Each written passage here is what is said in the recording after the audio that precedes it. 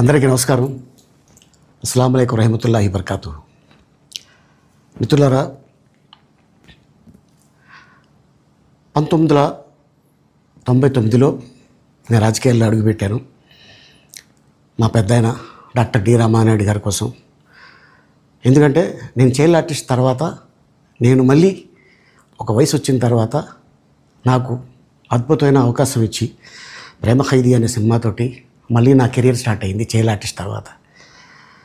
అలాగే వారు బాపట్ల నుంచి ఇలాగ నేను ఎంపీగా నుంచుంటున్నాను రా, నువ్వు రావాలి, నా క్యాన్వాస్ చేయాలి అనగానే తప్పకుండా గురుగారు, ఎందుకంటే మీ సినిమా తర్వాత నేను మళ్ళీ ఒక ఆర్టిస్ట్గా నేను ఎదిగాను, సో డెఫినెట్గా నేను వస్తాను అని చెప్పి వెళ్ళటం జరిగింది. అప్పుడు టీడీపీ హయాంలో దాదాపు ఒకే పార్టీలో 20 సంవత్సరాలు నేను ఉన్నాను. తర్వాత మళ్ళీ ఇటు రావడం జరిగింది. నాకు అన్నం పెట్టింది ఫస్ట్ నా తెలుగు ఇండస్ట్రీ, నా తెలుగు ప్రజలు, ప్రేక్షక దేవుళ్ళు, నా నిర్మాతలు, నా డైరెక్టర్సు, నా హీరోలు. ఈ రోజున ఈ రేంజ్లో నేను ఎదిగాను. 45 సంవత్సరాలు ఇండస్ట్రీలో ఉన్నాను.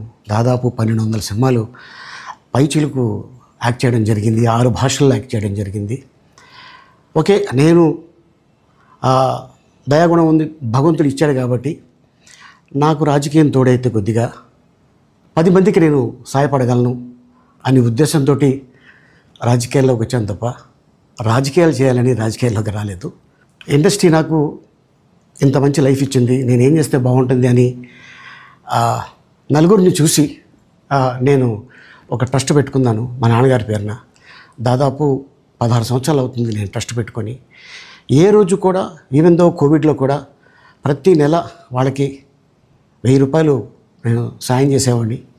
కోవిడ్లో కూడా ఆపకుండా అలా కంటిన్యూగా సాయం చేస్తూనే ఉన్నాను. చాలామందిని నా కుటుంబంలో అవ్వచ్చు, బయట వాళ్ళు అవ్వచ్చు, చుట్టాల్లో అవ్వచ్చు, చాలామందికి చదివించాను నేను. అండ్ అలాగే మా తల్లిదండ్రులు నాకు ఇచ్చిన ఒక గుణం అది అందరితో పంచుకోవాలని చెప్పి ఉద్దేశంతో నేను ట్రస్ట్ కూడా పెట్టుకున్నాను. నా ఇన్కంలో దాదాపు 20% నేను ట్రస్ట్కి ఇవ్వటం జరుగుతుంది. గతంలో కూడా చెప్పా, ఫారిన్ కంట్రీస్లో ఏదైనా ఈవెంట్స్ చేస్తే దాంట్లో నుంచి 60% ట్రస్ట్కి వెళ్ళి 40% నేను తీసుకునేవాడిని. సో ఇట్లాగా చాలా సేవలు చేసి ఉన్నాను కాబట్టి ఈ మాట కూడా నేను మీకు చెప్పుకుంటున్నాను.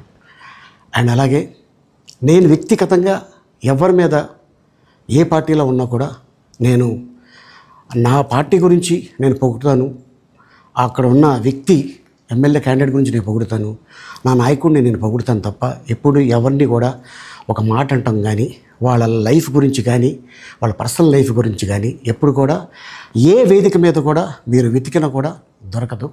అండ్ అలాగే సో నేను ఈ రోజున మీ ముందుకి రావడానికి కారణం ఏంటంటే, నేను ఏ పార్టీ మనిషిని కాదు, ఏ పార్టీ సపోర్టర్ని కాదు, ఐఎమ్ జస్ట్ కామన్ మ్యాన్గానే ఉండి ఇక నా సినిమాలు, నా షూటింగ్లు నేను చేసుకుందాం అని చెప్పేసి అనుకుంటున్నాను.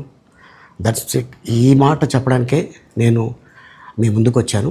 సో నేను ప్రతి 5 సంవత్సరాలకు ఒకసారి ఎలక్షన్లో మీరు వెళ్ళి ఎలా ఓటేస్తారో నేను కూడా ఒక కామన్ మ్యాన్గా వెళ్ళి ఓటేసి వస్తాను.